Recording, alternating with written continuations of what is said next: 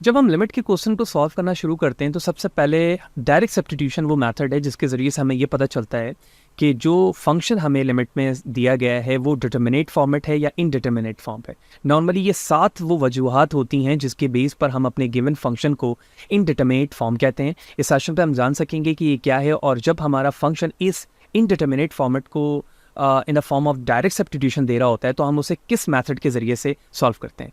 तो ये सारी चीज़ें इस सेशन पे हम डिस्कस करेंगे। वीडियो फर्दर कंटिन्यू रखने से पहले बताता चलूँ कि प्रीवियसली तमाम वीडियोस मेरे यूट्यूब चैनल पर मौजूद हैं। फादर हुसैन CSS सर्च करने के बाद आप मेरे यूट्यूब चैनल पर आएंगे, इसके प्लेलिस्ट पर जाएंगे जहाँ डिफरेंट डिसिप्लिन्स की वीडियोस मौजूद है। विद ईज इन तमाम को वॉच किया जा सकता है, जबकि इन वीडियोस पे इस्तेमाल होने वाले content related material which mean presentation, slide code, ये तमाम चीज़ें मेरे blog father Hussain CS blogspot.com पर अवेलेबल हैं। तमाम मटेरियल को फ्रीली डाउनलोड करके यूज़ किया जा सकता है। तो चैनल पर अगर नए हो, चैनल को सब्सक्राइब नहीं किया तो ज़रूर सब्सक्राइब करें ताकि इसी तरह की चीज़ें बर वक्त आसानी के साथ आप सीखते रहें। वीडियो को लाइक करें, ज़्यादा से ज़्यादा लोगों को शेयर करें।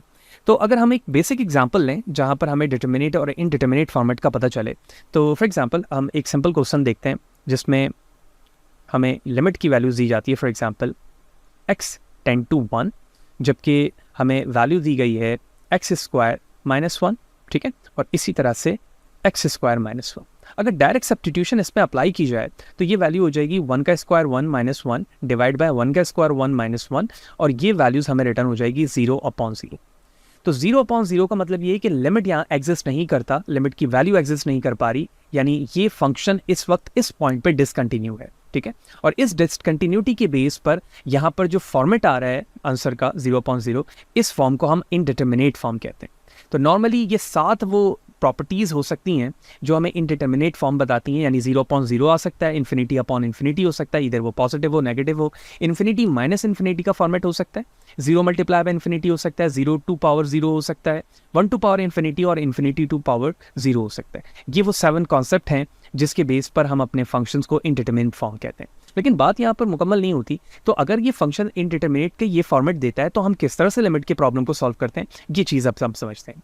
So as expression such that 0/0, as we have seen in a previous slide as well, is called the indeterminate form because you cannot form the form alone determine the limit. इस form पर हम determine नहीं कर पा रहे हैं कि limit की वैल्यू क्या हो।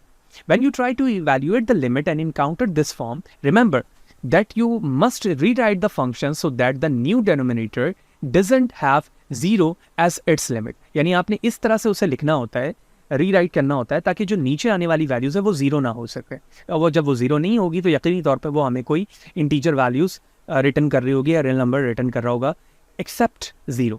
क्या रूल्स हो सकते हैं जिसके ज़रिए से इन्हें ख़त्म किया जाए? The first one is a divide out like factor, यानी हमें डिवाइड करना है फैक्टर के फॉर्मेट पे। रैशनलाइज द न्यूमरेटर, रैशनलाइज करेंगे न्यूमरेटर की वैल्यूज़ को। The third one, get rid of the fractions with fractions, यानी फ्रैक्शंस से फ्रैक्शंस के अंदर रहते हुए हम वैल्यूज़ को सॉल्व करेंगे ताकि इनडिटर्मिनेट फॉर्म को ख़त्म किया जा सके। थ्योरम 1.7 इस हवाले से क्या कहता है कि function that agree at all but 1 point, let c be the real numbers and let f of x is equal to g of x, यानी दो फंक्शंस हैं जबकि c उसमें रियल नंबर है, ये दोनों फंक्शंस बराबर हैं जबकि c की वैल्यू x की वैल्यू c के बराबर नहीं है इन एन ओपन इंटरवल। अब ये इंटरवल क्या होता है, ये सारी चीज़ें हम डिस्कस कर चुके हैं, ओपन इंटरवल, क्लोज इंटरवल, ठीक है, containing c। If the limit of g of x as x approaches c exist, यानी जो g ऑफ x है जिसमें लिमिट x अप्रोच कर रहा है c को, वो एग्जिस्ट करता है, then the limit of the f of x also exist, यानी जो f ऑफ x का लिमिट होगा वो भी एग्जिस्ट करेगा। तो इस फॉर्म पर मैं लिख सकता हूँ कि f ऑफ x की जो लिमिट है, जो x टेंड कर रहा है c की तरफ, वो बराबर होगा g ऑफ x की लिमिट के, क्योंकि इसमें भी जो लिमिट की वैल्यू है वो टेंड कर रही है c की तरफ, ठीक है।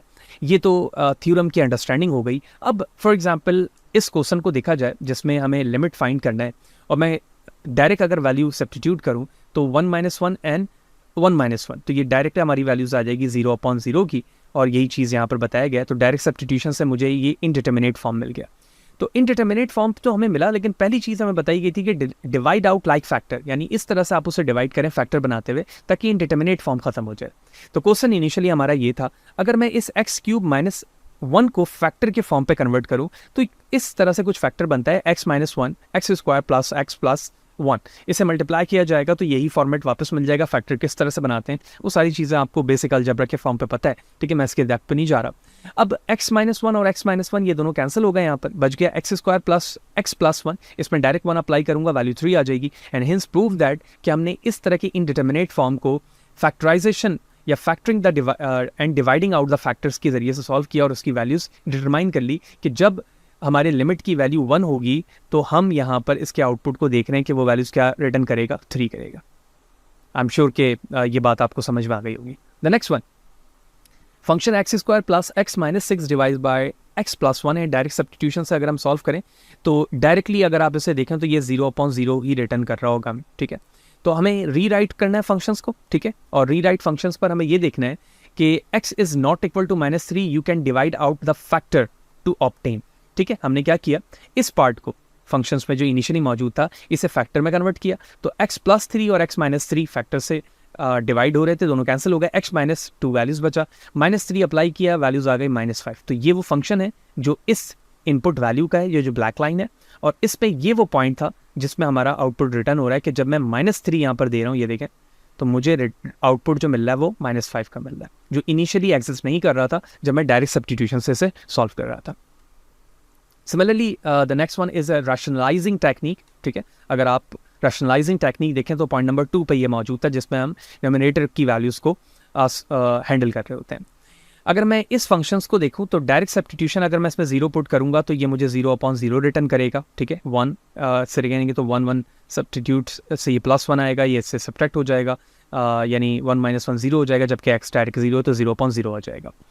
तो इस फंक्शन को जो यहाँ पर मौजूद था, ये पार्ट जो है, इसमें जो अपर वैल्यू न्यूमरेटर की, इस न्यूमरेटर की वैल्यू से मैंने मल्टीप्लाई एंड डिवाइड किया, जैसे आप यहाँ देख रहे हो। तो मैंने मल्टीप्लाई एंड डिवाइड किया, इसे सॉल्व किया, तो ये वैल्यूज़ अपर आ गई और ये लोअर आ गई। इसमें x और ये x कैंसिल हो गया, यानी इसे हम पढ़ेंगे 1/√x + 1 + 1, ये वैल्यूज़ आ गई। क्योंकि x की वैल्यू 0 बराबर नहीं हो सकती, लेकिन मैंने न्यूमरेटर को सॉल्व किया रैशनलाइज करते हुए। अब अगर मैं डायरेक्टली यहाँ पर 0 को पुट करूँगा तो ये हो गया 0 + 1, ठीक है। तो 0 + 1 की वैल्यूज़ को अगर आप देखें तो इस बेस पर हमारे पास जो रिजल्ट बनेगा, हमने वैल्यू पुट की 1/, यहाँ पर भी 1 आ गया, जबकि ये x 1 + 1 हो गया तो ये 2 आ गया। इस तरह से हमारे पास जो आंसर इस लिमिट का है, जो नॉन एग्जिस्टिंग यानी इनडिटरमिनेट फॉर्म था, अब वो हमें प्रोड्यूस करके दे रहा है 1/2। तो ये फंक्शन है, और इस फंक्शंस को अगर आप बगौर देखें तो इसमें ये वो वैल्यूज़ है जो इनडिटरमिनेट फॉर्म इनिशियली मौजूद थी, और हमने x की वैल्यूज़ पर इसे आउटपुट के फॉर्म पर प्रोड्यूस कर लिया, ठीक है। So that is the second approach to solve the indeterminate form into a determinate form. The third one is a fraction with fractions, यानी आप देख रहे हैं कि फ्रैक्शन विथ फ्रैक्शंस की टेक्निक के जरिए से हम इसे सॉल्व करेंगे। अगर इसमें डायरेक्ट सब्स्टिट्यूशन वैल्यूज़ अप्लाई की जाए तो ये 0/0 ही रिटर्न करेगा। अब न्यूमरेटर जो अपर वैल्यूज़ है, न्यूमरेटर वहाँ पर जो वैल्यूज़ मौजूद थी उसे मैंने क्या किया, 3 × 3 + x से मल्टीप्लाई एंड डिवाइड किया है, यानी इस पार्ट से, ये जो पार्ट था 3 + x एंड ये 3, इस वैल्यूज़ को मल्टीप्लाई करते हुए मैंने मल्टीप्लाई एंड डिवाइड किया इस पार्ट पे, ठीक है। सॉल्व किया, सॉल्व करने के बाद ये वैल्यूज़ आई, कॉमन लिया, जो वैल्यूज़ कॉमन बन सकती थी कैंसिल आउट होने के बाद हमारे पास वैल्यूज़ बची -x divide by 3, x 3 + x। तो यहाँ से मैं डायरेक्टली x को कैंसिल कर सकता हूँ, तो यहाँ पर -1 वैसे ही रहेगा, जबकि लिमिट की रिस्पेक्ट से x जो है वो नॉट इक्वल टू 0 है। तमाम वैल्यू सब्स्टिट्यूट करेंगे, लिमिट x टेंड टू 0 के रिस्पेक्ट से वैल्यूज पुट किया, और पुट करने के बाद जो हमें आंसर मिला वो -1/9 मिला। तो इस तरह से हमने तीनों टेक्निक्स यहाँ तक देख ली है कि फ्रैक्शन विथ फ्रैक्शन, इसी तरह से रैशनलाइजिंग टेक्निक और डिवाइडिंग आउट टेक्निक्स, जिसके ज़रिए से हम इनडिटरमिनेट फॉर्म को कन्वर्ट कर रहे हैं डिटरमिनेट फॉर्म पर पे, और उसके ज़रिए से हम लिमिट की उस एग्जिस्टिंग वैल्यूज़ को मालूम कर पा रहे हैं जो कि इनिशियली क्वेश्चन में मौजूद नहीं थी। नेक्स्ट सेशन पे जाएंगे तो स्क्यूज़ थ्योरम देखेंगे, उसके यूजेज देखेंगे, होपफुली सारी चीज़ें आपको क्लियर होंगी। हम हर सेशन पे चीज़ों को चंक फॉर्म पे डिवाइड कर रहे हैं ताकि लिमिट के कॉन्सेप्ट को समझना हमारे लिए आसान रहे, और लिमिट के क्वेश्चन को किस तरह से सॉल्व किया जा रहा होता है। आप सिर्फ इस पॉइंट ऑफ व्यू से ना समझें कि मैम लिमिट को इन डेप्थ क्यों पढ़ रहे हैं कैलकुलस के पॉइंट पे, क्योंकि देखें जितनी नॉलेज आपकी इन डेप्थ होगी टॉपिक्स पे, तो जब भी आपके सामने डीप लर्निंग, मशीन लर्निंग या डेटा साइंस का कोई मॉडल आएगा तो आप उसकी कंप्यूटेशन को काफ़ी अंडरस्टैंड कर पाएंगे कि एक्चुअली जैसे हमने एक वीडियो सेशन पे ये भी डिस्कस किया कि उसकी रियल लाइफ एप्लीकेशन का है। जैसे मैंने रेगुलाइजेशन टेक्निक देखी, किसी मॉडल को ऑप्टिमाइज़ किस तरह से किया जा रहा होता है, ठीक है, कन्वोल्यूशनल ऑपरेशंस क्या होते हैं वहाँ पर, किस तरह से यूज़ किया जा रहा होता है डेरिवेटिव के साथ, इंटीग्रेशंस के साथ। तो ये सारी चीज़ों का जानना बेहद ज़रूरी है। फिर भी एक्स्ट्रा कोई सजेशन है, कोई सवाल है तो कमेंट सेक्शन पर मुझे ज़रूर बताएं, कोशिश करूँगा आपको बर वक्त जवाब दे सकूँ। वीडियो लाइक करें, ज़्यादा लोगों को शेयर करें, चैनल को सब्सक्राइब नहीं किया हुआ तो ज़रूर सब्सक्राइब करें ताकि इसी तरह की चीज़ें आपको बर वक्त आसानी को सीखने को मिलती रहे। नेक्स्ट सेशन में मिलते हैं, सी यू देयर।